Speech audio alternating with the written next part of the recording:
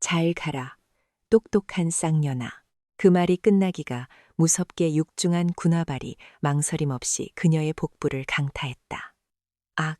그녀의 비명은 채 완성되기도 전에 무자비한 바람소리에 갈기갈기 찢겨 허공으로 흩어졌다. 그녀의 몸은 깃털처럼 허무하게 헬리콥터 밖으로 튕겨져 나갔다. 끝을 알 수 없는 시퍼런 심해. 그 차가운 지옥을 향해 그녀는 속절없이 추락하기 시작했다. 헬리콥터 안에서는 5명의 악마들이 이 모든 광경을 지켜보며 광기 어린 폭소를 터뜨리고 있었다. 그들은 자신들의 완전 범죄를 확신하며 축배라도 들 기세였다. 하지만 그들은 몰랐다. 자신들의 그 미친 발길질이 방금 자신들의 사형 집행서에 스스로 서명한 짓이라는 것을. 추락하는 절망의 순간 모든 것이 끝났다고 생각된 바로 그 찰나에 그녀의 떨리는 손가락이 필사적으로 자신의 귀에 달려있는 작은 다이아몬드 귀걸이를 향해 움직였다. 그리고 마침내 엄지손가락이 귀걸이의 작은 보석 부분을 힘껏 눌렀다. 딸깍하는 아주 작은 소리와 함께 귀걸이에서 희미한 붉은 빛이 한번 깜빡였다. 그들은 감히 상상조차 하지 못했다. 그녀의 귀걸이에서 발신된 눈에 보이지 않는 필사적인 구조 신호가 지금 이 순간 대한민국 상공의 가장 높은 두 곳, 하늘의 절대 권력이 존재하는 바로 그곳을 향해 빛의 속도로 전송되고 있었다는 사실을. 그 신호가 도착할 곳은 바로 대한민국 공군과 우주작전사령부의 심장부, 그리고 그 신호의 수신자는 바로 그녀를 세상에서 가장 사랑하는 두 사람. 별 4개를 어깨에 단 대한민국 유일의 부부 대장, 그녀의 아버지와 어머니였다는 것을. 하늘을 배신한 자들을 향한 하늘의 가장 거대하고 무자비한 분노가 지금 막 깨어나고 있었다. 그 끔찍한 추락이 있기 불과 몇 주 전. 국방의 심장부 계룡대에 위치한 공군 참모총장 공관의 아침은 눈부시게 평화로웠다. 잘 가꾸어진 정원의 잔디 위로 아침 햇살이 부서져 내리고 있었고 공기 중에는 갓 피어난 꽃들의 향기가 감돌았다. 그 평화로운 풍경 속에서 대한민국 하늘과 우주를 책임지는 2명의 거인이 이제 막 자신의 하늘을 향해 첫날갯짓을 하려는 어린 새 같은 딸을 배웅하고 있었다. 공군 대장 한성필, 대한민국 공군 참모총장, 우주작전 사령관 대장 김수현. 별 4개를 어깨에 단 2명의 사성장군 부부는 가딤관하여 어깨에 하나의 다이아몬드가 빛나는 소위 계급장을 단 딸. 한유진을 대견함과 걱정이 뒤섞인 눈빛으로 바라보고 있었다. 아버지인 한성필 대장이 먼저 입을 열었다. 그는 무뚝뚝한 표정 뒤에 깊은 애정을 감춘 채 딸의 빳빳한 정보복깃을 매만져 주었다. 그의 손길은 대한민국 공군 전체를 호령하는 지휘관의 손길이 아닌 그저 딸의 첫 출근길을 대견해야 하는 평범한 아버지의 손길이었다. 우리 딸 자랑스럽다.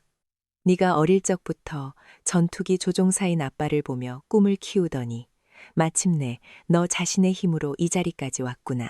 그의 목소리는 낮고 무거웠지만 그 안에는 딸에 대한 무한한 신뢰와 자부심이 담겨 있었다. 하지만 명심하거라. 군대는 결코 만만한 곳이 아니다. 특히 너는 분석장교로서 보이지 않는 곳에서 더 치열하게 싸워야 할 게다. 네 자신의 힘으로 실력을 증명하렴. 하지만 이것 하나만은 기억해라. 아빠의 하늘은 언제나 네 곁에 있을 거라는 걸. 그의 말은 단순한 격려가 아니었다. 그것은 대한민국 영공 전체를 손바닥 보듯 꿰뚫고 있는 공군 참모총장의 약속이었다. 그때 어머니인 김수현 대장이 조용히 유진에게 다가와 작은 벨벳 상자 하나를 내밀었다. 상자 안에는 어둠 속에서도 영롱하게 빛나는 작은 다이아몬드 귀걸이 한 쌍이 들어있었다. 어머니, 갑자기 이건? 유진이 의아한 표정으로 묻자 김수현 대장은 딸의 손을 잡고 귀걸이를 쥐어주며 나지막이 말했다. 그녀의 목소리는 평소 수많은 위성과 우주 자산을 통제할 때처럼 차분했지만 그 안에는 어머니로서의 깊은 염려가 담겨 있었다. 유진아, 이건 단순한 장신구가 아니야. 이건 엄마의 눈이다. 그녀는 딸의 귀에 귀걸이를 직접 채워주며 말을 이었다. 이 안에는 엄마의 사령부에서 개발한 최첨단 마이크로 송신기가 들어있다. 네가 위험에 처했을 때 이 보석 부분을 3초 이상 강하게 누르면 너의 위치 정보와 주변 영상, 음성 정보가 실시간으로 엄마와 아빠의 지휘 통제실로 전송될 거다. 내 힘으로 도저히 해결할 수 없는 정말 마지막의 마지막 순간이 아니라면 절대 사용해선 안 된다. 알겠니? 그것은 우주로부터 딸을 지키려는 우주작 전사령관인 어머니가 줄 수 있는 가장 강력한 부적이었다. 유진은 자신을 둘러싼 부모님의 거대한 사랑과 권력의 무게를 느꼈다. 그녀는 두 분의 걱정을 이해했지만 동시에 자신의 힘으로 인정받고 싶은 강한 열망을 느꼈다. 아버지, 어머니, 걱정해 주시는 마음 정말 감사합니다. 하지만 저도 이제 대한민국 공군 장교입니다. 두 분의 딸이 아닌 한유진 소위의 능력으로 인정받고 싶습니다. 이 귀걸이를 사용할 일이 없도록 제 자신을 지키고 제 임무를 완수하겠습니다. 그녀의 당찬 대답에 두 명의 대장은 조용히 미소를 지었다. 그들은 자신들의 딸이 단순한 온실 속 화초가 아닌 거친 야전에서도 살아남을 수 있는 강인한 군인으로 성장했음을 확인했다. 짧은 배웅의 시간이 끝나고 유진은 두 분께 완벽한 각도로 거수 경례를 붙였다. 충성! 경례를 마친 그녀는 두 분을 차례로 힘껏 껴안았다. 군복의 빳빳한 감촉 너머로 세상에서 가장 따뜻한 부모님의 온기가 느껴졌다. 공관을 나서는 군용차에 올라타며 유진은 창밖으로 멀어지는 부모님을 향해 손을 흔들었다. 두 명의 대장은 딸을 태운 차가 시야에서 완전히 사라질 때까지 그 자리에 서서 움직이지 않았다. 그들은 몰랐다. 그 평화롭던 아침의 약속과 어머니의 눈이 담긴 그 작은 귀걸이가 불과 몇 주 뒤 하늘과 우주를 뒤흔드는 거대한 분노의 신호탄이 될 줄은, 그리고 그 신호가 그들의 사랑하는 딸을 구하기 위한 대한민국 역사상 전무후무한 군사 작전의 시작을 알리게 될 줄은 꿈에도 상상하지 못했다. 한유진 소위가 처음으로 공격 헬기 여단에 발을 들였을 때 그녀를 맞이한 것은 환영의 인사가 아니었다. 그것은 마치 자신들의 영역을 침범한 이방인을 경계하는 맹수들의 차가운 시선, 그리고 공기 중에 만연한 짙은 배타성과 남성 우월주의의 역겨운 냄새였다. 이곳은 그녀가 꿈꿔왔던 조국 영공수호의 최전선이 아니었다. 그곳은 썩은 고기를 탐하는 독수리들의 왕국, 부패와 아천만이 생존의 법칙이 되는 거대한 강철의 둥지였다. 이 왕국의 왕은 여단장 윤철규 대령이었다. 수십 년간 군에 몸담으며 온갖 권모술수로 지금의 자리에 오른 그는 자신의 여단을 그 누구도 넘볼 수 없는 철옹성으로 만들어 놓았다. 그의 왕국에서 실력이나 애국심 따위는 무의미한 단어에 불과했다. 오직 자신에게 얼마나 충성하는가, 그리고 얼마나 많은 이익을 가져다 주는가만이 인간을 평가하는 유일한 척도였다. 유진은 부임 첫날 여단장실에서 그를 처음 마주했다. 윤 대령은 인자한 미소를 띤 채 그녀의 화려한 이력이 적힌 서류를 읽어내려갔다. 사관학교 수석 졸업, 최우수 분석 과정, 수료. 하지만 그의 눈에는 그 어떤 감탄이나 기대감도 서려 있지 않았다. 오히려 귀찮은 벌레를 쳐다보는 듯한 희미한 경멸감이 스쳐 지나갈 뿐이었다. 한유진 소위라, 이력이 대단하군. 그는 서류를 책상 위로 던지듯 내려놓으며 말했다. 하지만 여긴 자네 같은 컴퓨터 장교가 있을 곳이 아니야. 여긴 진짜 사나이들이 강철과 화약 냄새를 맡으며 하늘과 싸우는 곳이라고. 자네가 학교에서 배운 그 잘난 이론들이 과연 실전에서 얼마나 쓸모가 있을지 의문이군. 그는 유진에게 컴퓨터 장교라는 첫 번째 낙인을 찍었다. 그것은 그녀의 전문성을 무시하고 그녀를 조종간도 잡아보지 못한 책상 물림으로 규정짓는 교묘하고 모욕적인 딱지였다. 자네의 자리는 저기 본청 구석에 마련해뒀네. 당분간은 여단의 낡은 서류들이나 정리하면서 우리 부대가 어떻게 돌아가는지 천천히 배우도록 하게. 그가 손가락으로 가리킨 곳은 창문도 없는 낡은 창고를 개조한 작은 사무실이었다. 그곳은 분석장교의 사무실이 아니라 버려진 유배지나 다름없었다. 고립은 그렇게 시작되었다. 그리고 그 왕국의 행동대장이자 부패의 중심에는 그의 아들인 윤태식 대위가 있었다. 그는 아버지의 후광을 등에 업고 여단 내에서 무소불위의 권력을 휘두르고 있었다. 그의 주변에는 그에게 아첨하며 온갖 더러운 짓을 도맡아 하는 4명의 조종사들이 있었고 부대원들은 그들을 경멸과 공포를 담아 오기조, 우괴뇽, 즉 5마리의 귀신새라고 불렀다. 그들은 마치 하늘을 나는 조폭 집단처럼 여단 전체를 공포 분위기로 몰아넣고 있었다. 유진은 여단장실을 나오자마자 복도에서 그 오기조와 마주쳤다. 윤태식 대위는 마치 일부러 그런 것처럼 그녀의 어깨를 강하게 부딪히고 지나갔다. 어이쿠, 미안합니다. 워낙 몸이 작아서 앞에 있는 줄도 몰랐네. 그의 말에 뒤따르던 무리들이 저열한 웃음을 터뜨렸다. 그들은 유진을 위아래로 훑어보며 성희롱적인 발언도 서슴지 않았다. 이야, 우리 부대에 이런 예쁜 장교님도 오시고. 근데 여긴 여자들이 화장하고 놀러 오는 곳이 아닐 텐데. 분석 장교. 그거 그냥 컴퓨터 게임하는 거랑 비슷한 거 아닙니까? 우리 같은 진짜 파일럿들하고는 차원이 다르지. 그들의 모든 언행에는 여성이라는 이유로, 그리고 전투 조종사가 아니라는 이유로 그녀를 무시하고 짓밟으려는 명백한 의도가 담겨 있었다. 그날 이후 유진에 대한 조직적인 따돌림과 무시가 시작되었다.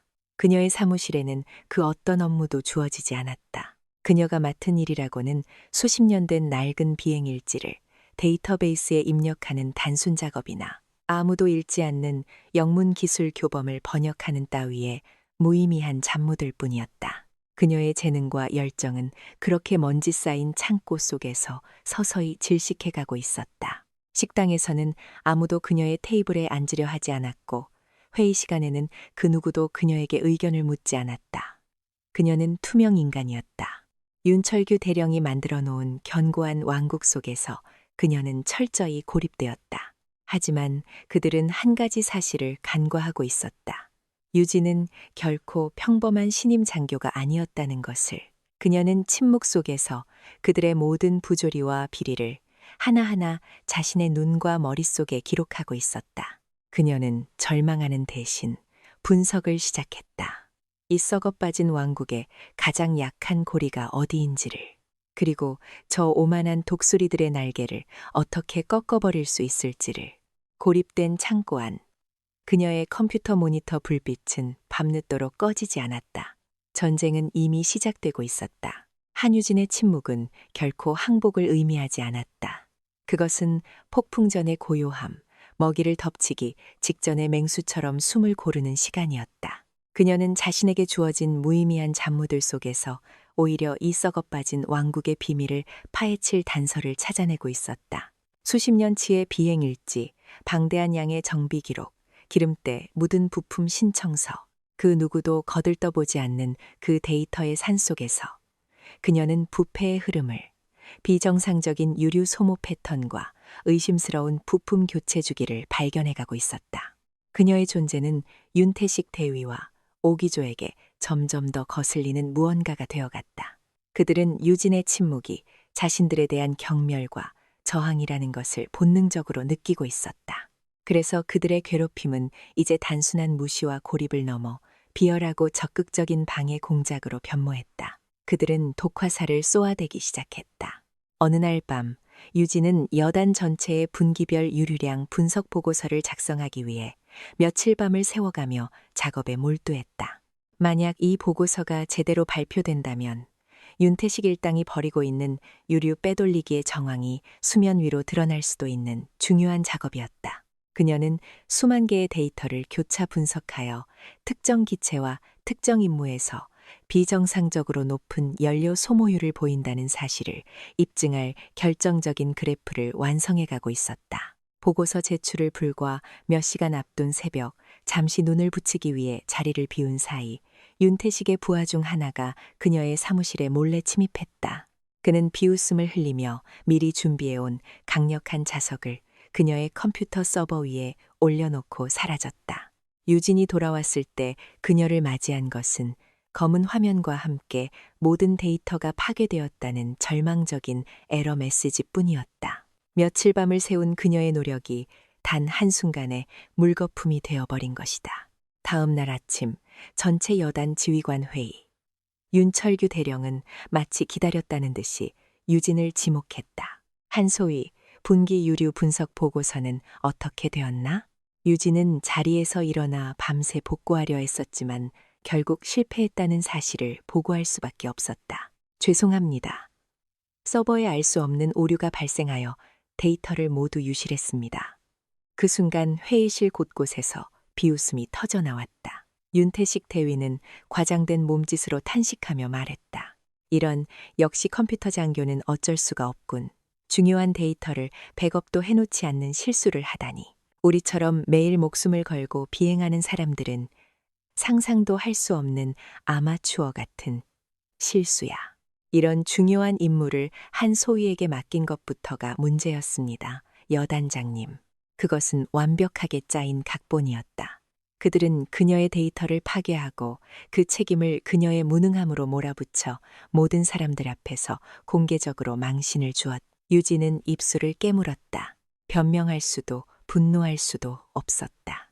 그저 쏟아지는 경멸의 시선을 온몸으로 받아낼 뿐이었다. 하지만 이 사건은 유진을 무너뜨리는 대신 그녀를 더욱더 강하게 만들었다.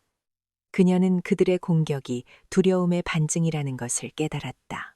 자신이 그들의 치부를 건드렸다는 확신을 갖게 된 것이다. 그녀는 포기하지 않았다. 파괴된 데이터 대신 그녀는 이제 다른 곳으로 눈을 돌렸다.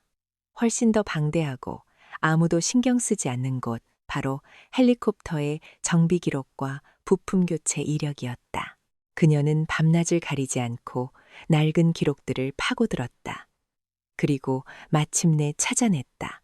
아파치 헬기 특정 기체에서 지난 몇 달간 반복적으로 기록된 미세한 진동 보고서. 정비팀은 매번 허용 범위 내의 정상적인 진동으로 결론 내리고 비행을 승인했다. 하지만 유진이 모든 데이터를 종합하여 시뮬레이션한 결과 그것은 단순한 진동이 아니었다. 특정 고도와 특정 기동 속도에서 만났을 때 테일 로터 꼬리, 날개 부분에서 치명적인 공진 현상을 일으켜 최악의 경우 공중에서 기체가 분해될 수도 있는 시한폭탄과 같은 결함이었다. 그리고 그녀의 심장을 철렁하게 만든 것은 바로 그 문제의 헬리콥터가 바로 오늘 밤 악천후 속에서 야간 비행 훈련이 예정되어 있다는 사실이었다. 유진은 즉시 이 사실을 보고서로 작성하여 윤태식 대위에게 보고했다. 하지만 그는 보고서를 읽어보지도 않고 쓰레기통에 던져버렸다. 또 시작이군 한소희. 자네의 그 망상에 가득 찬 소설은 이제 지겹지도 않나? 정비팀 전체가 이상 없다고 결론 내린 문제를 컴퓨터 앞에 앉아있는 자네가 뭘 안다고 떠드는 거지? 당장 내 자리로 돌아가. 시간이 없었다. 이대로라면 오늘 밤 누군가는 죽을 수도 있었다. 정상적인 보고 체계는 완전히 마비된 상태. 유진은 일생일대의 결단을 내려야만 했다. 그녀는 자신의 사무실로 돌아와 윤태식과 윤철규 대령을 건너뛰고 관제탑으로 직접 전화를 걸었다. 여기는 데이터 분석실 한유진 소위. 지금 즉시 오늘 밤 21시 이륙 예정인 아파치 헬기 코브라 7의 비행을 중지시켜 주십시오. 긴급 안전 점검 요청입니다. 기체 꼬리, 날개 부분에 심각한 결함이 의심됩니다. 그녀의 돌발 행동에 관제탑은 발칵 뒤집혔다. 하지만 심각한 결함이라는 말에 관제탑은 매뉴얼에 따라 일단 비행을 보류시키고 이 사실을 여단장에게 보고했다. 윤철규 대령은 경로했다. 감히 일개 소위가 자신의 아들과 자신을 건너뛰고 비행 중지를 요청했다는 사실에 이성을 잃었다. 그는 당장 유진을 잡아들여 군법회의에 회부하라고 소리쳤다. 하지만 바로 그때 긴급 점검에 투입된 정비팀으로부터 다급한 보고가 올라왔다. 여단장님, 찾았습니다. 테일 로터 구동축에서 머리카락 굵기의 균열을 발견했습니다. 만약 이대로 이륙했다면 생각만 해도 끔찍합니다. 순간 지휘통제실 전체에 섬뜩한 침묵이 흘렀다. 한유진이 옳았다. 그녀는 컴퓨터 앞에 앉아 수많은 조종사와 정비사들이 놓친 치명적인 위험을 발견해냈고 모두의 목숨을 구한 것이다. 하지만 이 사건은 그녀에게 그 어떤 영광도 가져다 주지 않았다. 오히려 윤철규 대령과 오기조에게 그녀는 이제 단순히 눈에 거슬리는 존재가 아니었다. 그녀는 자신들의 왕국을 뿌리부터 뒤흔들 수 있는, 반드시 제거해야만 하는 용서할 수 없는 가시가 되었다. 그들의 눈빛이 변했다. 이제 그 안에는 경멸이 아닌 차가운 사리가 번뜩이고 있었다. 그녀를 하늘에서 영원히 지워버릴 끔찍한 계획이 조용히 싹트기 시작했다. 시간은 다시 현재로 돌아온다. 한유진 소위가 차가운 바다를 향해 추락하기 바로 몇 시간 전 그 숨막히는 순간으로, 지난 몇 주간의 멸시와 방해 공작에도 불구하고 그녀는 결코 멈추지 않았다. 오히려 그들의 비열한 공격은 그녀의 의지에 불을 붙였고 그녀의 분석 능력은 더욱더 날카롭게 벼려졌다. 테일 로터 결함을 발견하여 모두의 목숨을 구한 그 사건 이후 역설적으로 그녀에게는 더 많은 데이터에 접근할 수 있는 최소한의 명분이 생겼다. 물론 그 누구도 그녀를 돕지는 않았지만 더 이상 대놓고 그녀의 업무를 방해할 수도 없게 된 것이다. 그리고 마침내 그녀는 찾아냈다. 썩어빠진 왕국의 심장부를 꿰뚫을 수 있는 단 하나의 치명적인 증거. 그것은 조작된 군수 지원 시스템의 로그 파일과 존재하지 않아야 할 유령 비행 기록의 교차점에서 발견되었다. 윤태식 대위와 오기조 일당은 악천후나 긴급 상황을 핑계로 서류상으로만 존재하는 비행 임무를 만들어냈다. 그리고 그 임무에 배정된 막대한 양의 항공유를 중간에서 빼돌려 암시장에 팔아넘기고 있었다. 그 규모는 상상을 초월하는 수준이었고 지난 몇 년간 그들이 착복한 금액은 국가 안보에 구멍을 낼 만큼 엄청났다. 유진은 관련된 모든 증거, 즉 조작된 비행일지, 허위 유류 청구서, 그리고 그들의 비밀 계좌로 돈이 흘러들어간 정황까지 모두 하나의 작은 USB 안에 담았다. 이것은 더 이상 단순한 비리가 아니었다. 적과 대치하는 최전선 부대에서 군수 물자를 빼돌린 행위는 명백한 이적 행위, 즉 반역이었다. 그녀는 책상 앞에 앉아 차가운 금속 감촉의 USB를 손에 쥔 채 깊은 생각에 잠겼다. 심장이 거세게 뛰었다. 두려웠다. 상대는 단순한 비리 군인이 아니었다. 그들은 여단 전체를 소나기에 쥐고 흔드는 거대한 카르텔이었고 그 정점에는 여단장인 윤철규 대령이 있었다. 정상적인 보고 체계로는 이 증거가 빛을 보기 전에 자신이 먼저 사라질 것이 뻔했다. 하지만 그녀의 머릿속에 아버지와 어머니의 얼굴이 그리고 어깨에 달린 다이아몬드 계급장의 무게가 스쳐 지나갔다. 그녀는 대한민국 공군 장교였다. 불의를 외면하는 것은 군인으로서의 죽음을 의미했다. 그녀는 결심했다. 이 증거를 가지고 여단 감찰실이 아닌 곧바로 본부의 감찰실로 향하기로. 바로 그때였다. 마치 그녀의 결심을 비웃기라도 하듯 사무실 문이 거칠게 열리고 윤태식 대위가 들어섰다. 그의 얼굴에는 평소의 경멸적인 미소 대신 뱀처럼 교활하고 속을 알 수 없는 미소가 걸려 있었다. 한소희, 마침 잘 됐군. 자네 같은 데이터 분석 전문가에게 딱 맞는 임무가 하나 생겼거든. 그의 목소리는 이상할 정도로 친절했다. 그래서 더욱더 소름이 끼쳤다. 오늘 오후 해상에서 새로운 전술 비행 데이터 수집 훈련이 있다. 자네가 직접 헬기에 동승해서 실시간으로 비행 데이터를 수집하고 분석해줬으면 좋겠는데 어떤가? 맨날 컴퓨터 앞에만 앉아 있는 것보단 훨씬 재밌지 않겠어? 그것은 명백한 함정이었다. 유진은 심장이 쿵하고 내려앉는 것을 느꼈다. 그들은 이미 그녀의 움직임을 눈치채고 있었다. 데이터 수집은 핑계일 뿐 자신을 부대 밖 아무도 없는 망망대해 위로 끌고 나가려는 속셈이 분명했다. 거절할 수도 있었다. 몸이 아프다는 핑계를 댈 수도 있었다. 하지만 그녀는 그럴 수 없었다. 여기서 거절하는 것은 자신이 그들의 비밀을 알고 있다는 사실을 자백하는 꼴이었다. 그렇게 되면 그들은 이 사무실을 뒤져 USB를 찾아내려 할 것이고 증거는 사라질 것이다. 어쩌면 이것이 유일한 기회일지도 모른다. 그들의 소굴로 직접 들어가 모든 것을 끝낼 수 있는 마지막 기회. 유진은 애써 태연한 표정을 지으며 자리에서 일어났다. 알겠습니다, 대위님. 마침 비행 데이터가 필요하던 참이었습니다. 임무에 동참하겠습니다. 그녀의 대답에 윤태식의 눈이 섬뜩하게 번뜩였다. 그는 만족스러운 미소를 지으며 돌아섰다. 좋아. 30분 뒤에 활주로에서 보지. 그가 나가자마자 유진은 심호흡을 하며 빠르게 움직였다. 그녀는 결정적인 증거가 담긴 USB를 군복 안쪽 비밀 주머니에 깊숙이 넣었다. 그리고 잠시 망설이다.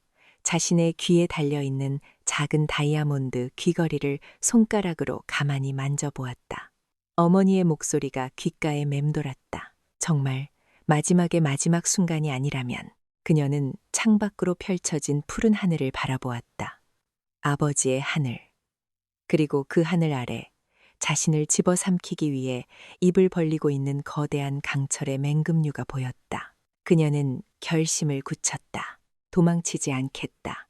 정면으로 맞서 싸우겠다. 30분 뒤 그녀는 활주로에 섰다. 오기조의 멤버 5명이 모두 그녀를 기다리고 있었다. 그들의 얼굴에는 더 이상 숨길 생각도 없다는 듯 노골적인 저기와 사리가 가득했다. 거대한 헬리콥터의 프로펠러가 굉음을 내며 돌기 시작했다. 유진은 마지막으로 푸른 하늘을 한번 올려다본 뒤 스스로 그 강철의 관 속으로 걸어 들어갔다. 문이 닫히고 헬리콥터는 육중한 동체를 하늘로 띄웠다. 그녀를 태운 비행은 처음부터 돌아올 수 없는 편도 비행이었다.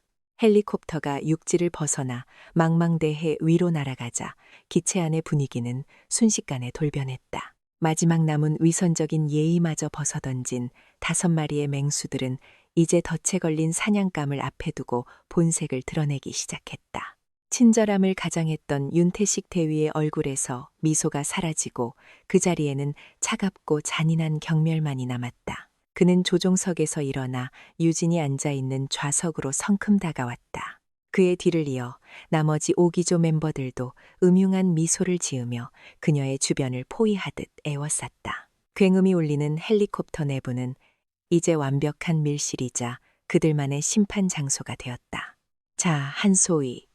윤태식은 유진의 바로 앞에 쪼그려 앉아 그녀의 눈을 똑바로 쳐다보며 말했다. 그의 목소리는 프로펠러 소음 속에서도 섬뜩할 정도로 또렷하게 들렸다. 이제 그만 연극은 끝내고 본론으로 들어가지. 네가 뭘 가지고 있는지 우린 이미 다 알고 있어. 얌전히 내놓는 게 좋을 거야. 그럼 최소한 고통 없이 보내줄 테니. 유진은 그의 협박에 흔들리지 않았다. 그녀는 침착함을 유지하며 되물었다. 무슨 말씀이신지 모르겠습니다. 대위님, 저는 비행 데이터 수집 임무를 수행하러 왔을 뿐입니다. 그녀의 태연한 대처에 윤태식의 인상이 험악하게 구겨졌다. 그는 쯧하고 혀를 차더니 옆에 있던 부하에게 눈짓했다. 부하는 기다렸다는 듯이 유진의 양팔을 뒤에서 거칠게 붙잡아 결박했다. 아직도 정신을 못 차렸군. 좋아, 그렇게 나온다 이거지. 윤태식은 자리에서 일어나 유진의 군복을 무자비하게 뒤지기 시작했다. 그의 거친 손길이 그녀의 몸을 훑고 마침내 그의 손가락이 안주머니 깊숙한 곳에 숨겨져 있던 작은 USB를 찾아냈다. 그는 만족스러운 미소를 지으며 USB를 꺼내 들고 마치 전리품처럼 동료들에게 흔들어 보였다. 찾았다. 이 멍청한 년. 그는 USB를 손안에 쥐고 경멸이 가득 담긴 눈으로 유진을 내려다보았다. 너 같은 책상 물림 계집애가 감히 하늘에 대해 뭘 안다고 우리를 건드려? 내까짓게 컴퓨터 자판이나 두들기면서 알아낸 그깟 데이터 쪼가리로 이 하늘의 주인인 우리를 심판할 수 있을 거라고 생각했나? 그의 목소리는 분노와 오만함으로 가득 차 있었다. 그는 유진의 턱을 거칠게 움켜쥐고 자신의 눈을 마주보게 만들었다. 잘 들어. 이 하늘은 우리 거야. 수천 시간 동안 목숨을 걸고 조종간을 잡으며 피와 땀으로 지켜온 우리들의 영역이라고. 너처럼 안전한 사무실에 앉아서 숫자 노름이나 하는 년들이 감히 넘볼 수 있는 곳이 아니란 말이다. 그의 광기 어린 외침에 다른 멤버들도 저마다 한마디씩 거들며 그녀를 조롱하기 시작했다. 그들의 말에는 뿌리 깊은 여성 혐오와 비전투병과에 대한 극단적인 멸시가 담겨 있었다. 여자는 그냥 조용히 사무실에서 커피나 타는 게 어울려. 어디 감히 남자들의 세계인 조종석을 넘봐. 분석 장교? 웃기지 마. 그냥 전쟁 게임이나 하는 오타쿠 새끼들이잖아. 실전에서는 아무짝에도 쓸모없는 것들이. 네가 그 잘난 머리로 테일로터 결함 하나 찾아냈다고 뭐라도 된 것 같지? 착각하지 마. 그건 그냥 소 뒷걸음치다. 쥐잡은 격일 뿐이야. 넌 영원히 우리 발밑에도 못 미쳐. 온갖 모욕적인 언사들이 비수처럼 쏟아졌다.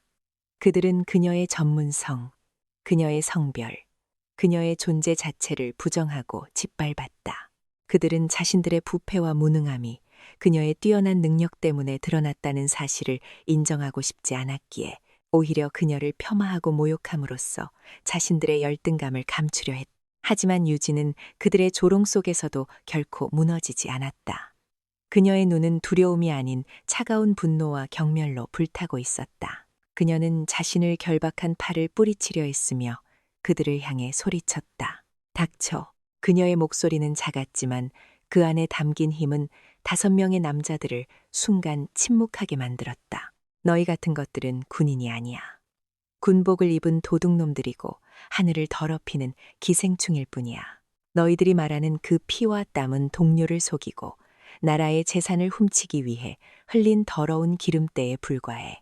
그녀의 서슬퍼런 반격에 윤태식의 얼굴이 분노로 붉게 달아올랐다.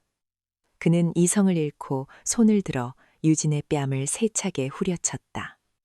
짝 하는 파열음과 함께 유진의 고개가 돌아가고 입가에서 피가 흘러내렸다. 하지만 그녀는 고개를 돌려 더욱더 형형한 눈빛으로 윤태식을 노려보았다. 때려라. 죽여도 좋다.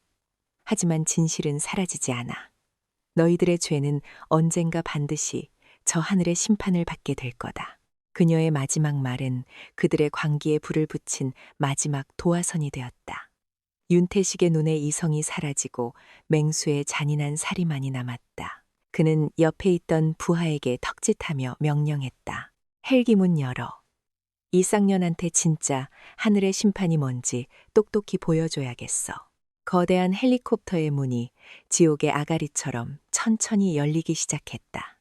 문틈으로 모든 것을 집어삼킬 듯한 푸른 바다와 무자비한 바람이 밀려 들어왔다. 심판의 시간이 다가오고 있었다. 위잉 하는 기계음과 함께 헬리콥터의 측면 도어가 완전히 열렸다. 순간 외부의 격렬한 바람이 칼날처럼 기체 안으로 몰아쳤다. 수천 피트 아래 끝없이 펼쳐진 시퍼런 바다가 마치 거대한 괴물처럼 아가리를 벌리고 있었다. 그곳은 인간의 존재를 허락하지 않는 절대적인 고독과 죽음의 공간이었다. 윤태식 대위의 부하 2명이 유진의 양팔을 붙잡아 질질 끌다시피 그녀를 활짝 열린 문가로 데려갔다. 그녀의 군화 끝이 허공에 아슬아슬하게 걸렸다. 아래를 내려다보자 현기증이 날 만큼 아찔한 높이와 함께 거친 파도가 하얀 포마를 일으키는 것이 보였다. 하지만 한유진의 눈에는 단 한 점의 두려움도 서려 있지 않았다. 그녀는 더 이상 자신의 목숨을 구걸하지 않았다. 그녀의 눈은 오직 눈앞에 서서 자신을 비웃으며 내려다보는 5명의 악마들을 향해 불타는 경멸과 서리빨 같은 분노를 내뿜고 있었다. 윤태식 대위는 그녀의 그 꺾이지 않는 눈빛이 마음에 들지 않았다. 그는 공포에 질려 울부짖으며 목숨을 구걸하는 모습을 보고 싶었다. 그는 유진의 머리채를 거칠게 잡아채 바다를 강제로 보게 만들었다. 봐라, 한소희. 저게 바로 네가 돌아갈 곳이다. 네가 그토록 사랑하는 데이터와 컴퓨터가 없는 차갑고 외로운 바닷속. 아무도 너를 기억해주지 않고 그 어떤 진실도 영원히 파도 밑에 잠기게 될 거다. 이제 좀 무서운가? 그의 잔인한 조롱에도 유진은 대답 대신 피 섞인 침을 바닥에 탁 뱉었다. 그리고는 천천히 고개를 들어 윤태식의 눈을 똑바로 쳐다보며 마지막 말을 내뱉었다. 그녀의 목소리는 바람 소리에 묻히지 않을 만큼 또렷하고 힘이 있었다. 너희들은 이 하늘을 가질 자격이 없어. 그 한마디는 모든 것을 끝내는 방아쇠였다. 자격이 없다는 그 말은 윤태식의 가장 깊은 곳에 숨겨져 있던 열등감과 자격지심을 정확하게 꿰뚫는 비수였다. 그는 아버지의 백으로 그리고 온갖 비리와 부정을 통해 지금의 자리에 올랐다. 그는 단 한 번도 자신의 실력으로 하늘을 날아본 적이 없었다. 그는 언제나 자신보다 뛰어난 능력을 가진 유진과 같은 존재들에게 마음 깊은 곳에서 두려움과 질투를 느끼고 있었다. 그리고 유진의 마지막 말은 그가 그토록 감추고 싶었던 추악한 진실을 정면으로 후벼판 것이다. 이 쌍년이 이성을 완전히 상실한 윤태식의 얼굴이 흉측하게 일그러졌다. 그의 눈에 실핏줄이 터지고 입에서는 거품이 끓었다. 그는 더 이상 유진을 살려둘 수 없다고 판단했다. 그녀의 존재 자체가 자신의 모든 것을 부정하는 증거였기 때문이다. 그는 옆에 있던 부하들에게 소리쳤다. 인연의 입을 막아. 그리고 똑똑히 보여줘. 누가 이 하늘의 진짜 주인인지. 부하들은 기다렸다는 듯이 유진의 몸을 제압했다. 그들은 그녀를 문가에 위태롭게 세워놓고 마지막 발악조차 할 수 없도록 그녀의 손과 발을 묶기 시작했다. 유진은 필사적으로 저항했지만 건장한 남성 여러 명의 힘을 당해낼 수는 없었다. 그녀의 몸은 속수무책으로 결박당했다. 모든 준비가 끝나자 윤태식은 천천히 그녀에게 다가갔다. 그는 승리자의 여유로운 미소를 지으며 자신의 군화발을 들어 유진의 복부 앞에 겨누었다. 네가 마지막으로 보게 될 하늘이다. 마음껏 감상하라고. 그는 증거가 담긴 USB를 그녀의 눈앞에서 흔들어 보인 뒤 그것을 자신의 주머니에 깊숙이 넣었다. 그리고 네가 목숨 걸고 지키려 했던 이 쓰레기는 내가 아주 유용하게 사용해주지. 그는 마지막 조롱을 끝마쳤다. 그리고 더 이상 망설이지 않았다. 잘 가라, 똑똑한 쌍년아. 그 말과 함께 그의 군화발이 무자비하게 유진의 복부를 후려쳤다. 극심한 고통과 함께 유진의 몸은 맥없이 허공으로 튕겨져 나갔다. 그녀의 시야에는 마지막으로 푸른 하늘과 자신을 비웃는 악마들의 얼굴이 스쳐 지나갔다. 그리고 이내 그녀의 몸은 거스를 수 없는 중력의 법칙에 따라 끝을 알 수 없는 심연을 향해 곤두박질치기 시작했다. 그녀의 비명은 거대한 바람 소리 속에 흔적도 없이 삼켜져 버렸다. 헬리콥터 안에서는 5명의 남자들이 승리의 함성을 지르며 서로를 얼싸안았다. 그들은 마침내 눈엣가시 같던 존재를 자신들의 비밀을 알고 있던 유일한 증인을 완벽하게 제거했다고 믿었다. 하지만 추락하던 유진은 아직 포기하지 않았다. 그녀는 공포와 고통 속에서도 필사적으로 정신을 차렸고 결박당한 손가락 끝을 아주 조금씩 그러나 필사적으로 움직여 자신의 귀에 달려있는 작은 귀걸이를 향해 뻗었다. 바람의 저항이 그녀의 몸을 미친 듯이 흔들었다. 몇 번의 실패 끝에 마침내 그녀의 엄지손가락 끝이 귀걸이의 작은 보석에 닿았다. 그녀는 남은 모든 힘을 쥐어짜 그 작은 보석을 힘껏 눌렀다. 딸깍, 아주 작은 소리와 함께 귀걸이에서 희미한 붉은 빛이 한번 깜빡였다. 그리고 그 빛은 하늘과 우주를 뒤흔들 거대한 분노의 신호가 되어 빛의 속도로 퍼져나가기 시작했다. 그녀의 마지막 희망, 그녀의 마지막 반격이 마침내 시작된 것이다. 추락. 의식은 단절과 연결을 반복했다. 복부를 강타당한 충격과 온몸을 찢어밟기는 바람의 압력 속에서 한유진의 정신은 수없이 명멸했다. 세상은 온통 푸른색이었다. 머리 위에는 멀어져 가는 하늘의 푸른색이, 그리고 발밑에는 자신을 집어삼키기 위해 달려드는 바다의 시퍼런 색이 있었다. 시간 감각이 사라졌다. 1초가 1년처럼 느껴지는 영겁의 시간이었다. 죽음의 공포가 온몸을 덮쳐왔다. 이대로 끝나는 것인가? 아버지와 어머니의 얼굴이 눈앞을 스쳐 지나갔다. 그들의 자랑스러운 딸이 이렇게 비참하고 외롭게 한마디 유언도 남기지 못한 채 사라져도 되는 것인가? 아니, 안 돼. 바로 그 순간 절망의 심연 속에서 한 줄기 빛처럼 어머니의 목소리가 뇌리를 스쳤다. 이건 엄마의 눈이다. 귀걸리. 그래, 귀걸리가 있었다. 마지막 희망, 마지막 반격의 수단. 그것이 그녀의 꺼져가던 생존 본능에 다시 불을 붙였다. 그녀는 미친 듯이 몸부림치기 시작했다. 하지만 등 뒤로 단단히 결박된 손은 그녀의 의지를 비웃듯 꼼짝도 하지 않았다. 바람은 단순한 공기의 흐름이 아니었다. 그것은 그녀의 몸을 제멋대로 회전시키고 뒤집는 거대한 폭력이었다. 그녀는 포기하지 않았다. 온몸의 근육을 쥐어짜 어떻게든 결박된 손을 자신의 머리 쪽으로 귀가 있는 곳으로 가져가려 했었다. 어깨 관절이 탈구되는 듯한 끔찍한 고통이 밀려왔다. 하지만 그녀는 비명조차 지를 수 없었다. 입을 여는 순간 폐 속의 모든 공기를 바람에게 빼앗길 터였다. 점점 가까워지는 바다. 하얀 포말이 점이 아닌 선명한 무늬로 보이기 시작했다. 시간이 없었다. 그녀는 온 힘을 다해 몸을 새우처럼 구부렸다. 그 반동으로 결박된 손이 아주 잠시 그녀의 머리 뒤쪽에 닿았다. 됐다. 그녀는 필사적으로 손가락을 움직였다. 하지만 바람과 추락의 충격으로 손가락은 이미 감각이 마비된 상태였다. 축 늘어진 손가락 끝이 머리카락만 스칠 뿐 정확한 위치를 찾을 수가 없었다. 첫 번째 시도는 그렇게 허무하게 실패했다. 몸이 다시 균형을 잃고 팽이처럼 회전하기 시작했다. 세상이 미친 듯이 돌았다. 구역질이 치밀어 올랐다. 이대로 정신을 잃으면 모든 것이 끝장이었다. 그녀는 자신의 혀를 깨물었다. 입안에 비릿한 피맛이 퍼지면서 고통이 아찔한 정신을 간신히 붙잡아 주었다. 다시 한번. 그녀는 이번에는 바람의 흐름을 역이용하기로 했다.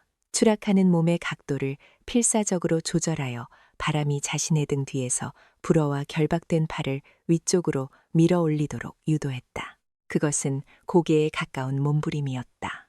마침내 바람의 도움으로 그녀의 손이 다시 한번 머리 뒤쪽에 닿았다.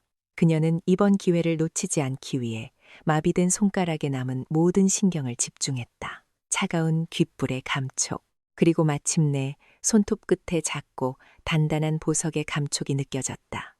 찾았다. 그녀는 환희의 비명을 속으로 삼키며 남은 모든 힘을 엄지손가락 끝에 모았다. 제발, 제발.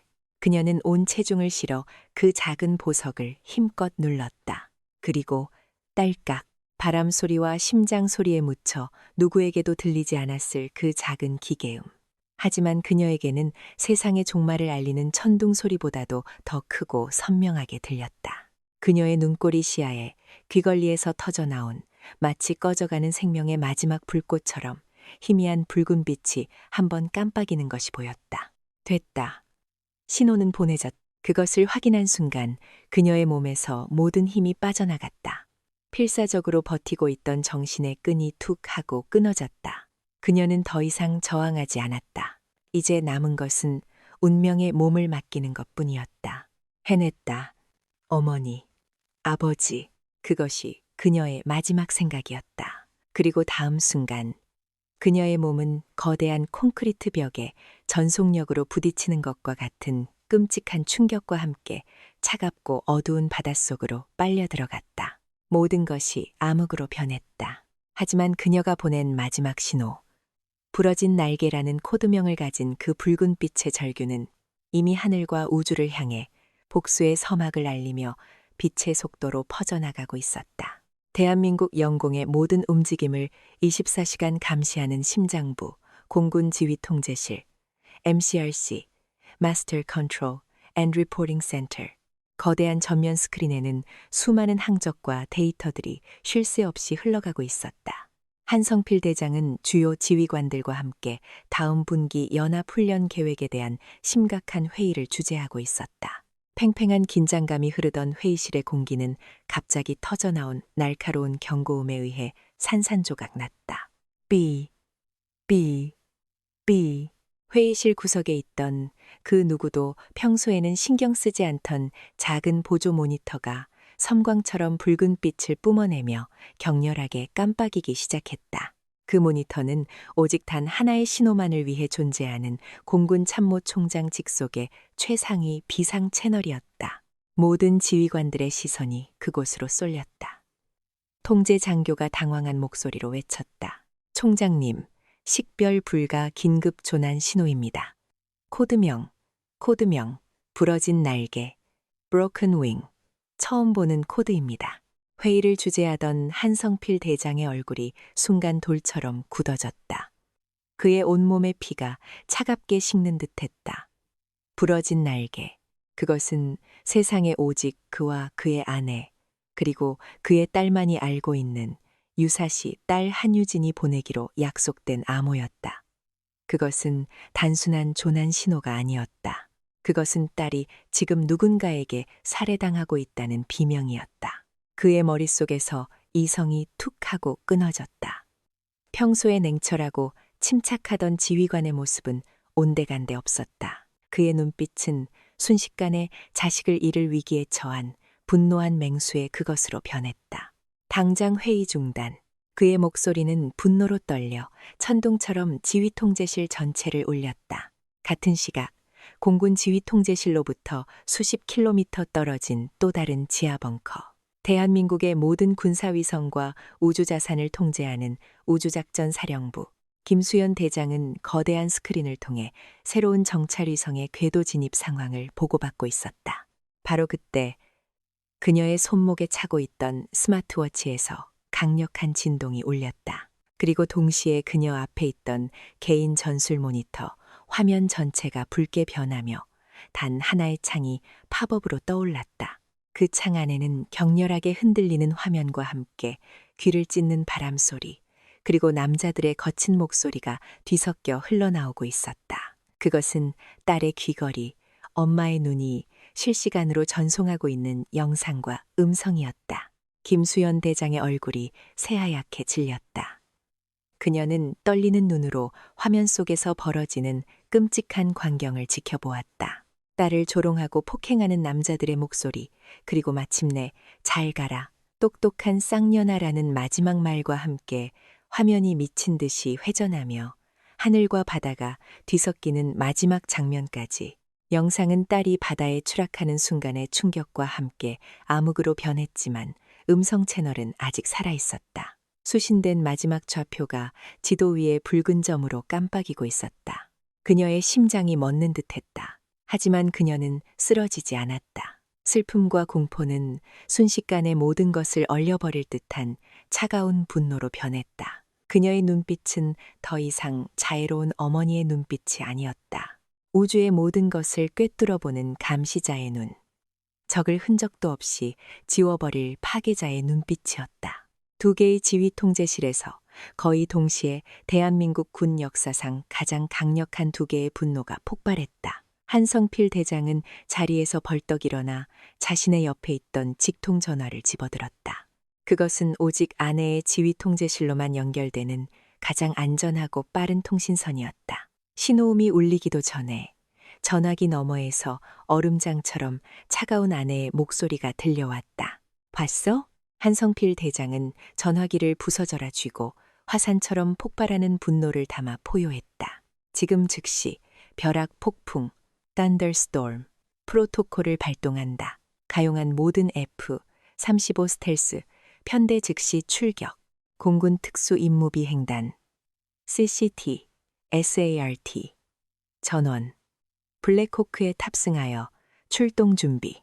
전화기 너머 김수연 대장의 목소리는 분노를 넘어선 절대적인 파괴의 의지를 담고 있었다. 그녀의 목소리는 조용했지만 그 어떤 포효보다도 무서웠다.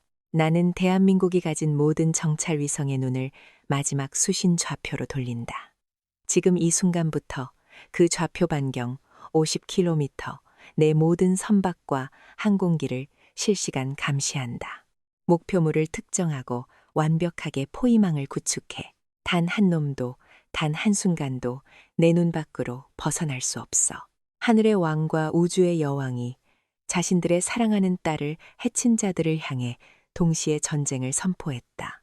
대한민국 군 창설 이래 단 한 번도 사용된 적 없었던 오직 가상의 최악의 전쟁 시나리오에만 존재했던 두 개의 프로토콜이 한유진, 소위 단 한 명을 위해 동시에 활성화된 것이다. 하늘과 우주의 모든 것이 이제 단 하나의 목표를 향해 움직이기 시작했다.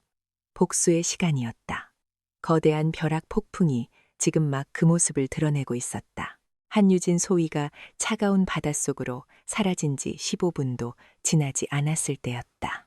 자신들의 완전 범죄를 축하하며 기지로 복귀하던 윤태식 대위와 오기조 일당은 자신들의 헬리콥터 레이더에 무언가 이상한 점이 나타나고 있음을 발견했다.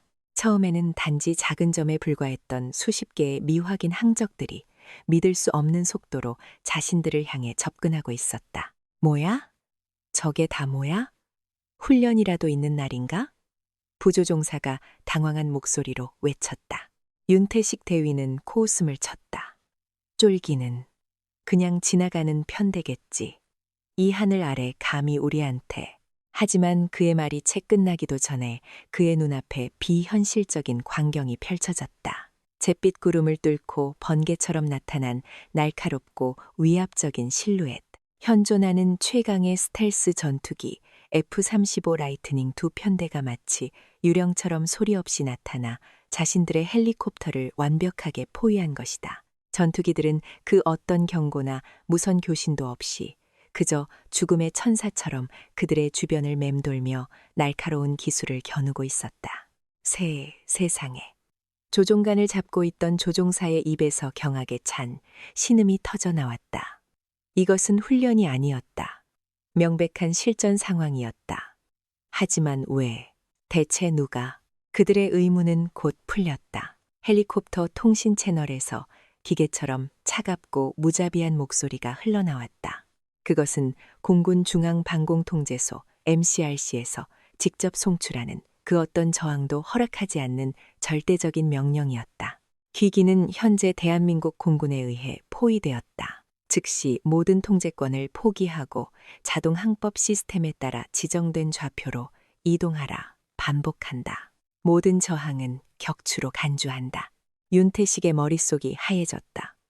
공군 전체가 마치 자신들 한 대를 잡기 위해 총동원된 것 같았다. 그는 미친 듯이 소리쳤다. 아버지께 연락해. 당장. 하지만 그들이 기지로 무전을 보내기도 전에 상황은 더욱더 절망적으로 변해갔다. F-35 편대 너머 수평선 너머에서 또 다른 거대한 무리가 나타난 것이다. 그것은 하늘의 전차라 불리는 아파치 공격 헬기 대대였다. 수십 대의 아파치 헬기들이 벌떼처럼 몰려와 F-35가 만든 포위망 바깥에 또 하나의 완벽한 포위망을 구축했다. 하늘은 완벽하게 봉쇄되었다. 그들은 이제 독 안에 든 쥐였다. 그 시각 그들이 속한 공격 헬기 여단의 기지는 이미 하늘로부터 내려온 그림자에 의해 점령당하고 있었다. 어디선가 나타난 수대의 블랙호크 헬리콥터가 굉음을 내며 기지 상공을 장악했다.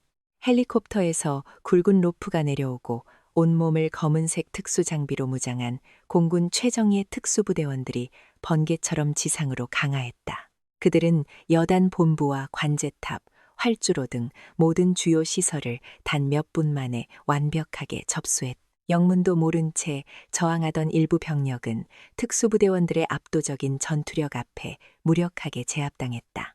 여단장인 윤철규 대령은 자신의 사무실에서 이 모든 상황을 보고받고 경악을 금치 못했다. 대체 무슨 일이냐?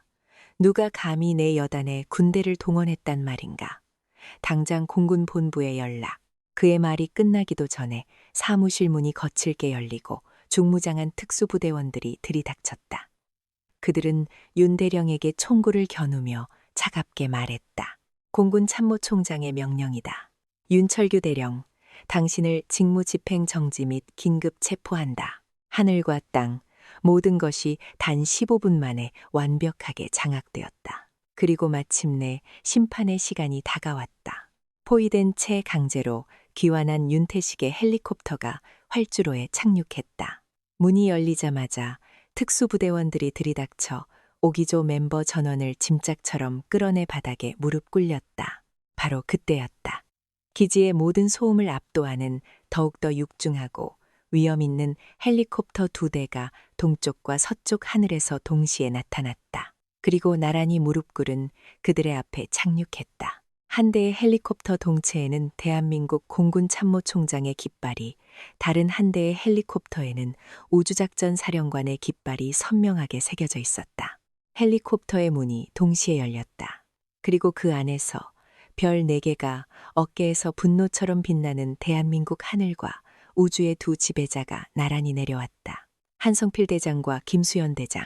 그들의 얼굴에는 부모로서의 슬픔이나 걱정 따위는 없었다. 오직 하늘의 법을 어긴 반역자들을 직접 처단하기 위해 강림한 무자비하고 냉혹한 심판관의 얼굴만이 존재할 뿐이었다. 그들의 살기등등한 기세에 주변의 공기마저 얼어붙는 듯했다. 두 명의 대장은 아무 말 없이 자신들의 딸을 죽음으로 내몬 원수들을 향해 지옥의 악마처럼 천천히 걸어오고 있었다. 활주로의 차가운 아스팔트 위. 윤태식 대위와 오기조 멤버들은 특수부대원들의 총구 앞에서 머리를 박은 채 무력하게 꿇어앉아 있었다. 방금 전까지만 해도 하늘의 왕처럼 행세하던 그들의 오만함은 온데간데 없었다. 영문 모를 압도적인 무력 앞에 그들에게 남은 것은 오직 생존 본능에서 비롯된 비굴한 공포뿐이었다. 곧이어 여단장실에서 끌려 나온 윤철규 대령 역시 그들 옆에 내동댕이 쳐졌다. 그는 자신의 아들이 체포되어 있는 모습을 보고 경악했지만 감히 입을 열지 못했다. 상황이 심상치 않다는 것을, 자신이 감당할 수 있는 수준을 아득히 넘어섰다는 것을 본능적으로 깨달았기 때문이다. 그리고 마침내 두 명의 대장이 그들의 바로 앞까지 걸어와 멈춰섰다. 한성필 대장과 김수현 대장. 그들은 아무 말 없이 벌레처럼 엎드려 있는 부자를 내려다보았다. 그들의 눈빛은 분노를 넘어선 차가운 경멸과 혐오로 가득 차 있었다. 그 침묵은 그 어떤 고함이나 질책보다도 부자의 어깨를 짓눌렀다. 윤철규 대령은 떨리는 고개를 들어 자신 앞에 서 있는 두 사람의 얼굴을 확인했다. 대한민국 국방부 장관 바로 아래 군 서열일 2위를 다투는 하늘과 우주의 최고 지휘관. 그는 자신의 눈을 의심했다. 대체 왜, 어째서 이 두 사람이, 이 나라 국방의 최정점에 있는 거인들이 예고도 없이 자신의 작은 여단에 직접 강림했단 말인가? 그는 자신의 아들이 저지른 비리나 자신이 눈 감아 주었던 수많은 부조리들을 떠올렸지만 그 어떤 것도 이 두 명의 대장을 동시에 움직이게 할 만한 사건은 아니었다. 바로 그때였다.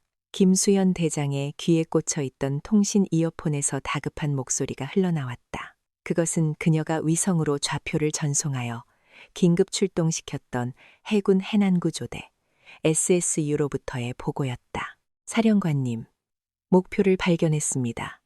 생체 신호 아직 살아 있습니다. 반복합니다. 생존자를 확인했습니다. 현재 긴급 구조 작업 진행 중입니다. 그 보고를 듣는 순간 강철 같던 김수현 대장의 눈빛이 아주 미세하게, 그러나 분명하게 흔들렸다. 그녀의 입술 사이로 안도의 한숨인지 혹은 터져나오는 울음을 억지로 참는 소리인지 모를 작은 소리가 새어나왔다.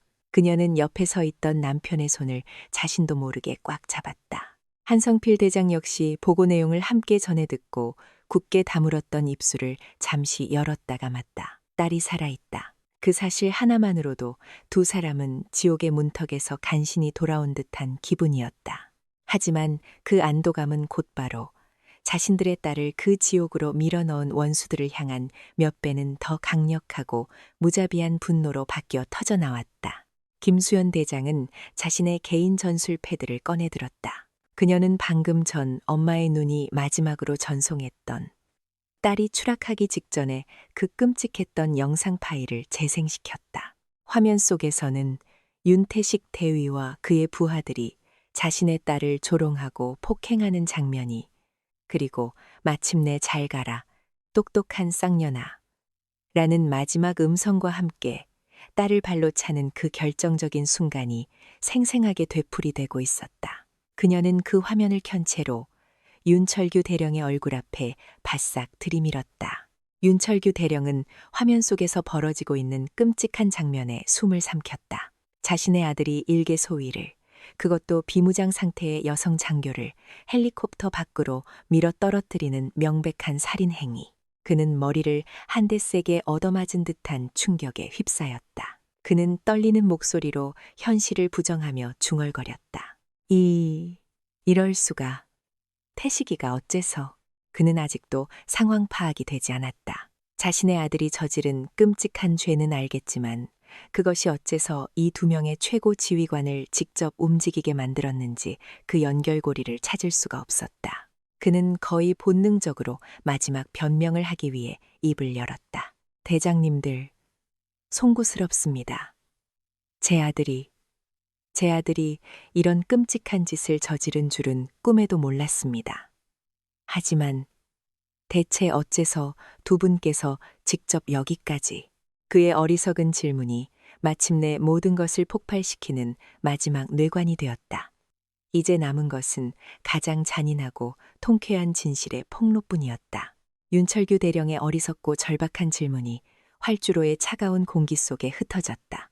그는 여전히 이해하지 못하고 있었다. 자신의 아들이 저지른 죄는 명백한 살인 미수였지만 군대 내에서 이런 사건이 벌어졌다고 해서 감히 하늘과 우주의 두 정점이 직접 강림할 정도의 일은 아니었다. 분명 자신이 모르는 무언가가 더 있을 것이라고 그는 필사적으로 생각했다. 그의 그 마지막 희망을 산산조각 낸 것은 바로 김수연 대장이었다.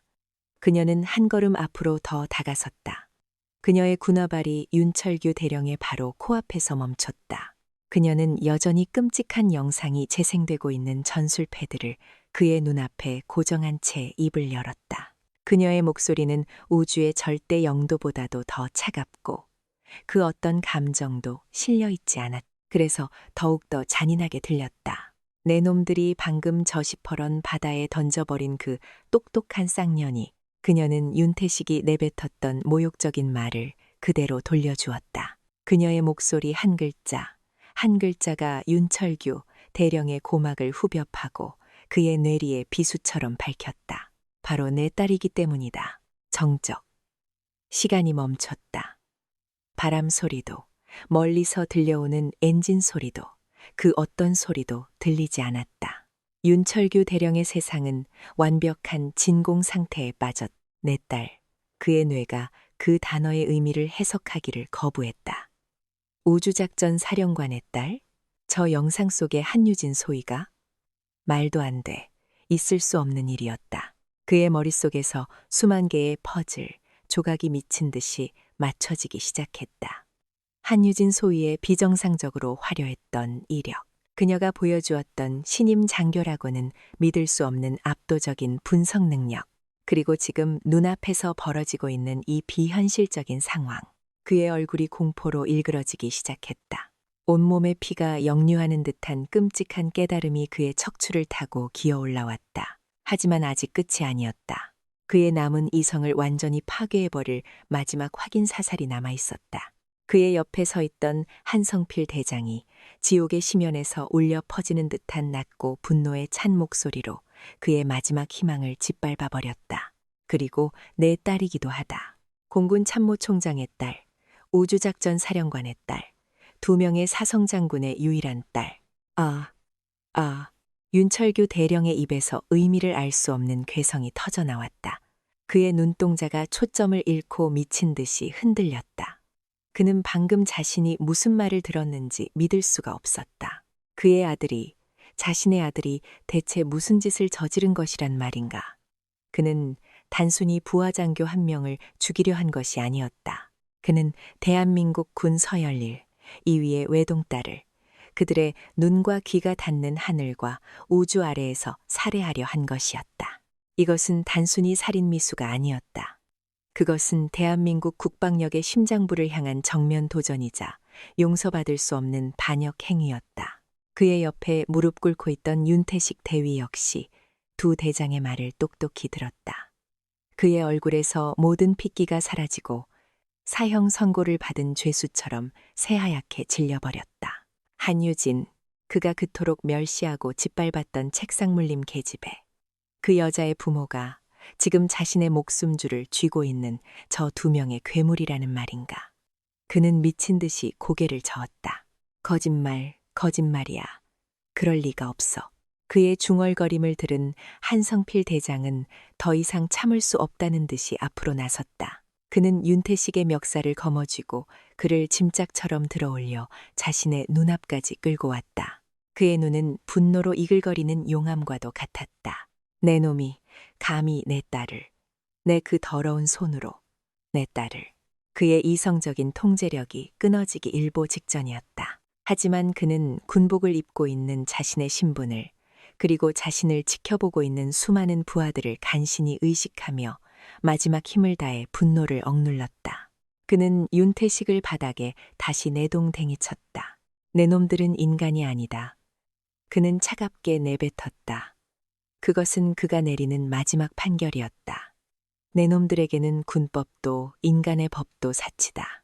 내 놈들은 오늘 이 자리에서 자신들이 저지른 죄의 대가가 얼마나 끔찍한 것인지를 뼈저리게 느끼게 될 것이다. 내 놈들의 아버지도 그 어떤 정치 권력도 그 누구도 너희를 구해줄 수 없어.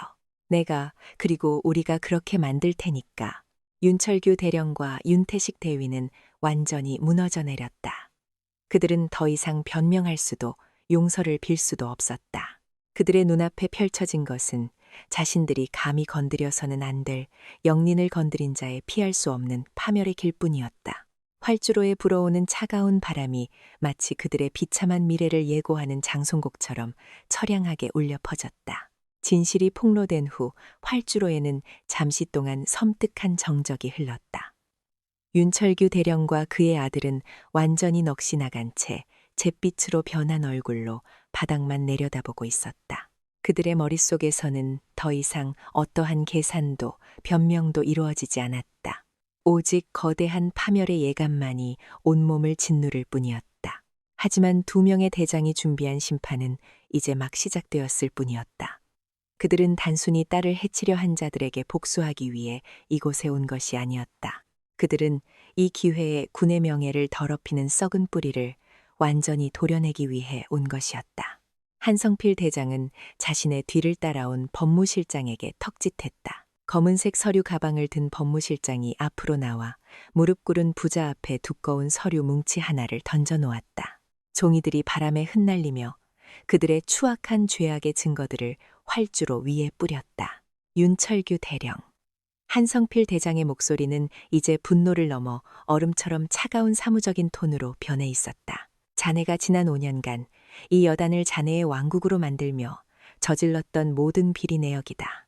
허위 비행 기록을 조작하여 착복한 항공유해 양, 군수업체와 결탁하여 빼돌린 부품 대금, 그리고 부하들의 진급을 빌미로 상납받은 뇌물까지 하나도 빠짐없이 전부 기록되어 있지. 그것은 한유진 소위가 목숨을 걸고 찾아낸 증거들을 바탕으로 공군 본부 감찰실이 지난 몇 시간 동안 밤을 새워가며 파헤친 결과물이었다. 유진의 USB는 단순한 고발장이 아니었다. 그것은 썩은 왕국의 지도가 담긴 완벽한 설계도였다. 윤철규 대령은 흩어진 서류들을 보며 경악했다.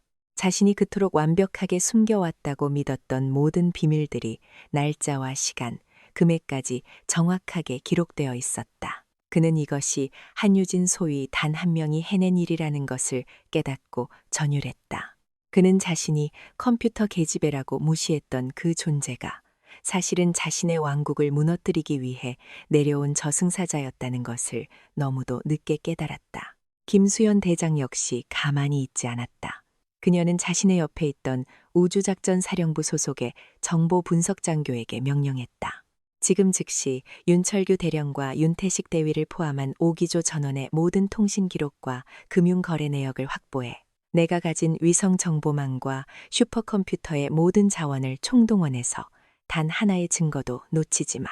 그들과 연결된 모든 내부 조력자와 외부 공모자들까지 이 기회에 거미줄처럼 얽힌 모든 놈들을 전부 다 끌어내야 한다. 그녀의 명령은 하늘의 감시자가 내리는 절대적인 선고였다. 이제 그들의 과거는 물론 그들과 연관된 모든 사람들의 비밀까지 낱낱이 파헤쳐질 것이었다. 그 누구도 빠져나갈 수 없었다. 심판은 개인에게서 끝나지 않았다. 두 명의 대장은 이 부패가 단순히 몇몇 개인의 일탈이 아닌 여단 전체에 만연한 구조적인 문제라는 것을 직시했다. 한성필 대장은 자신을 둘러싸고 있는 특수부대 지휘관에게 명령했다. 현 시간부로 이 공격 헬기 여단 전체에 대해 최고 등급의 위수령을 발동한다.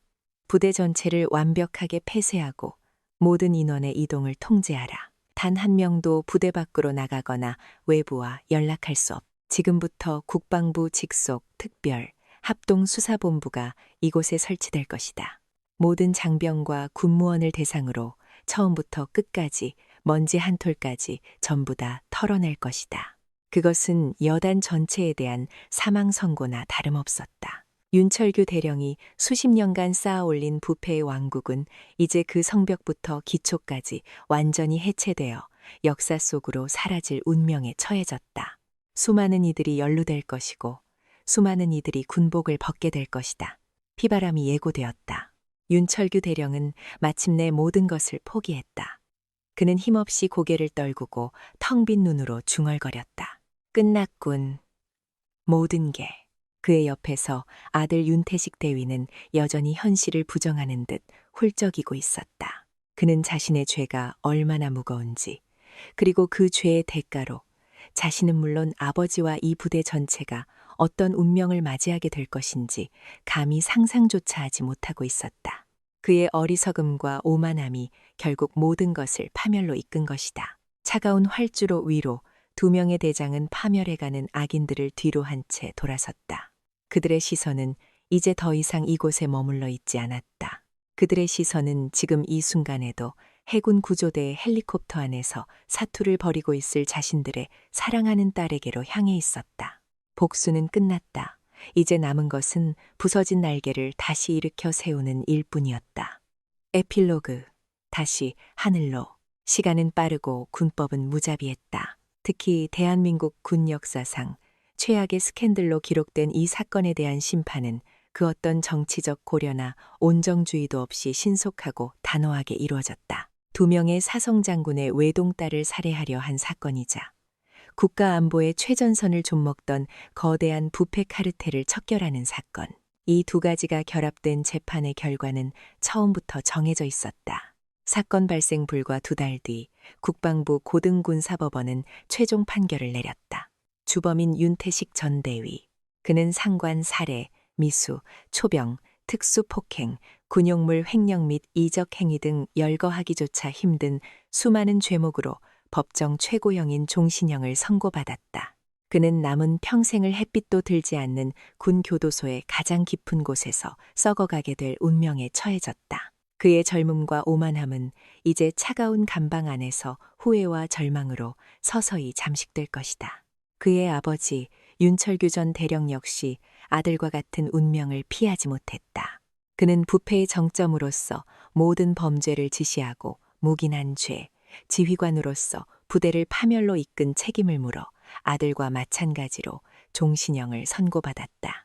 군복을 입고 평생을 누려온 그의 권력과 명예는 한순간에 잿더미가 되었고 이제 그에게 남은 것은 죄수복을 입은 아들과 함께 감옥에서 서로의 비참함을 확인하며 살아가는 것뿐이었다.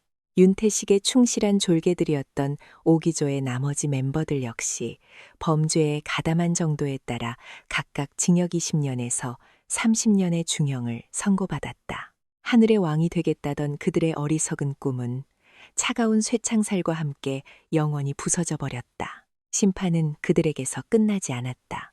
윤철규의 부패 왕국을 떠받치던 수많은 기둥들, 즉 그의 비리를 돕거나 묵인했던 수십 명의 장교와 부사관들 역시 예외는 없었다. 대대적인 수사 끝에 그들은 모두 군복을 벗거나 실형을 선고받았다. 한때 철옹성이라 불렸던 공격 헬기 여단은 그 뿌리부터 줄기까지 완전히 해체되고 재창설되는 수준의 대대적인 개혁을 맞이했다. 부대의 이름부터 지휘관까지 모든 것이 바뀌었다. 부패의 흔적은 깨끗이 지워졌고 그 자리에는 실력과 애국심을 갖춘 새로운 피가 수혈되었다. 군은 이 사건을 계기로 다시는 이런 비극이 되풀이되지 않도록 뼈를 깎는 자성의 시간을 가져야만 했다. 하늘을 더럽혔던 자들에 대한 심판은 그렇게 단 하나의 예외도 없이 완벽하고 절대적으로 끝이 났다. 그들이 하늘에 쏘아 올렸던 교만의 화살은 결국 자신들의 심장을 꿰뚫는 부메랑이 되어 돌아온 것이다. 차가운 바닷속에서 기적적으로 구조된 한유진. 소위는 몇 달간의 긴 치료와 재활의 시간을 거쳐야만 했다. 추락의 충격으로 부러진 뼈들은 다시 붙었고 마음속 깊이 새겨졌던 상처들도 서서히 아물어갔다. 그녀의 병실에는 언제나 대한민국에서 가장 높은 곳으로부터 온 걱정과 사랑이 가득했다. 두 명의 대장은 딸의 곁을 지키며 평범한 아버지와 어머니의 모습으로 돌아가 있었다. 모든 사건이 마무리되고 유진이 마침내 건강을 회복하여 군으로 복귀할 준비가 되었을 때 모두가 그녀가 이제는 안전하고 편안한 길을 선택할 것이라고 예상했다. 공군본부의 정책부서나 우주작전사령부의 연구소 같은 곳, 야전의 험한 비바람을 맞지 않아도 되는 그녀의 뛰어난 두뇌를 안전하게 활용할 수 있는 자리는 얼마든지 있었다. 아버지와 어머니 역시 내심 그것을 바랐다. 하지만 유진의 선택은 모두의 예상을 뛰어넘는 것이었다. 그녀는 부모님 앞에 그리고 자신을 위해 특별히 소집된 공군 인사위원회 앞에서 망설임 없이 자신의 의지를 밝혔다. 저는 공격 헬기 조종사가 되고 싶습니다. 그녀의 폭탄 선언의 회의실은 순간 정적에 휩싸였다. 한성필 대장과 김수연 대장의 눈빛이 놀라움으로 흔들렸다. 유진은 자리에서 일어나 모든 위원들을 향해 그리고 부모님을 향해 자신의 진심을 전했다. 저는 컴퓨터 뒤에 숨고 싶지 않습니다. 저는 그들이 틀렸다는 것을, 여자도 그리고 분석 장교 출신도 그 누구라도 자신의 의지와 노력만 있다면 하늘의 주인이 될 수 있다는 것을 제 스스로 증명하고 싶습니다. 저를 바다에 던졌던 그들과 똑같은 조종관을 잡고 그들이 더럽혔던 바로 그 하늘을 제 손으로 지키고 싶습니다. 그녀의 목소리에는 단호한 결의가 서려 있었다. 그것은 복수심이 아니었다. 자신을 짓밟았던 자들과 같은 길을 걷되 그들과는 전혀 다른 방식으로 자신의 가치를 증명해내겠다는 더 높은 차원의 극복 의지였다. 그녀의 그 뜨거운 열정과 진심 앞에서 그 누구도 더 이상 반대할 수 없었다. 그렇게 한유진은 다시 조종사 훈련생이 되었다. 그녀는 모든 것을 처음부터 다시 배웠고 그 누구보다도 치열하게 훈련에 매달렸다. 그리고 마침내 그녀는 자신의 어깨에 자랑스러운 조종사 휘장을 달고 아파치 공격 헬기의 조종석에 앉게 되었다. 팬텀 리더, 여기는 바이퍼. 현재 목표 지점 상공 도착. 이상무, 자신감 넘치는 목소리가 헬멧 통신기를 통해 울려 퍼졌다. 이제는 소령 계급장을 단 한유진은 자신이 지휘하는 아파치 편대의 선두에서 능숙하게 조종관을 잡고 있었다. 그녀는 더 이상 과거의 상처에 얽매인 나약한 소위가 아니었다. 수많은 훈련과 실전을 거치며 그녀는 부대원들에게 절대적인 신뢰를 받는 대한민국 최고의 공격 헬기 조종사 중 한 명으로 성장해 있었다. 바로 그때 그녀의 헬리콥터, 양옆으로 날카로운 실루엣의 F-35 스텔스 전투기 2대가 유령처럼 나타나 나란히 비행하기 시작했다. 편대 비행 훈련의 일환이었다. 한쪽 전투기에서 낮고 위험 있는 목소리가 들려왔다. 바이퍼, 여기는 스카이킹. 너의 하늘은 언제나 내가 지켜보고 있다. 아버지 한성필 대장이었다. 그는 참모총장직에서 물러난 뒤에도 여전히 현역으로 남아 후배 조종사들을 양성하고 있었다. 다른 쪽 전투기에서도 차분하지만 강인한 목소리가 이어졌다. 바이퍼, 여기는 코스믹 퀸. 엄마의 눈은 언제나 너를 향해 있단다. 자랑스럽다, 내 딸. 어머니, 김수연 대장이었다. 그녀는 오늘 특별히 딸이 지휘하는 훈련을 참관하기 위해 직접 전투기를 몰고 날아온 것이었다. 유진은 자신을 양옆에서 든든하게 지켜주는 2대의 전투기를 바라보며 입가에 미소를 지었다. 스카이킹, 코스믹 퀸. 여기는 바이퍼. 두 분의 하늘과 우주 아래 이상 없습니다. 이제 저의 하늘을 날겠습니다. 그녀는 조종관을 부드럽게 밀었다. 그녀가 탄 아파치 헬리콥터는 힘차게 솟아올랐다. 그 뒤를 이어 아버지와 어머니의 F-35 전투기가 아름다운 날개를 그리며 그녀를 따랐다. 하늘의 왕, 우주의 여왕, 그리고 마침내 자신의 하늘을 되찾은 강철의 공주. 세 사람의 가족은 그 누구도 침범할 수 없는 가장 강력하고 아름다운 편대가 되어 조국의 푸른 창공을 함께 날아오르고 있었다. 한때 부러졌던 날개는 이제 그 누구보다도 강하고 눈부시게 빛나고 있었다.